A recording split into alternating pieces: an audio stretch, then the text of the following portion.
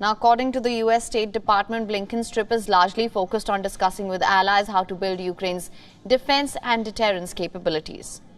Your partners in trying to find peace in areas of conflict, that remains vitally important.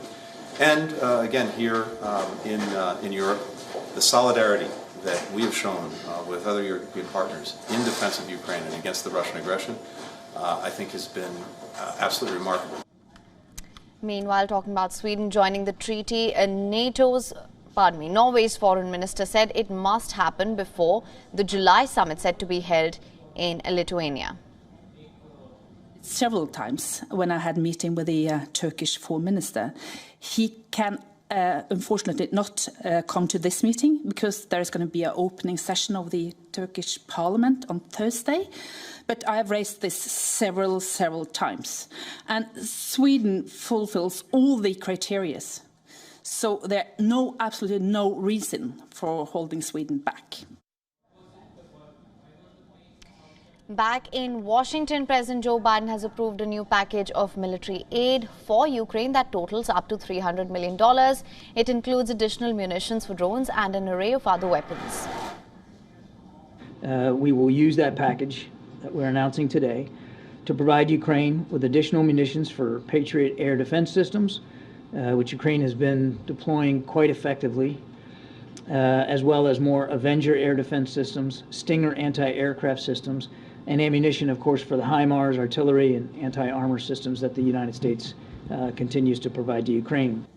Now, this comes in the light of French President Emmanuel Macron, who is on a visit to Slovakia, urging NATO to provide tangible security guarantees for Ukraine.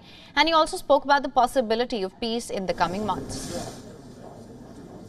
Today, we need to help Ukraine by all means to lead an effective counteroffensive. This is essential. This is what we are doing. We must intensify it, because what is at stake in the coming months is the very possibility of a chosen and therefore lasting peace. However, the French president expressed doubts about whether there will be consensus on Ukraine joining NATO. Now, for more on this, our principal diplomatic correspondent Siddhant Sipal has sent us this report from Oslo. Listen in. The two-day informal NATO foreign ministers meeting is underway here in Oslo, Norway. Now, we know that while the first day was all about protocol, it's the second day where the focus will be on deliverables as NATO foreign ministers discuss some of the key worries in the region, that is Russia-Ukraine conflict, its fallout on European security. Now, essentially, when it comes to the entire meeting, the gamut of conversation that is going to take place, focus will also be on the expansion of the grouping, Sweden becoming a new member of this grouping, while there are countries, the NATO member countries, who are keen that Sweden becomes the member of the grouping. Countries like Turkey and Hungary are not keen, and there has been resistance by then. Now, focus will be on how there can be a change in position, especially when it comes to Erdogan's re-election. So that, of course, remains a topic of discussion, but whether it's Kosovo or whether it is other issues like the situation in the Indo-Pacific, they also remain an important part of the conversations that takes place here in Oslo, conversations that will be feeding into the big summit. That summit takes place in Lithuania in a few weeks from now. Siddhant Sipal for WION in Oslo, Norway.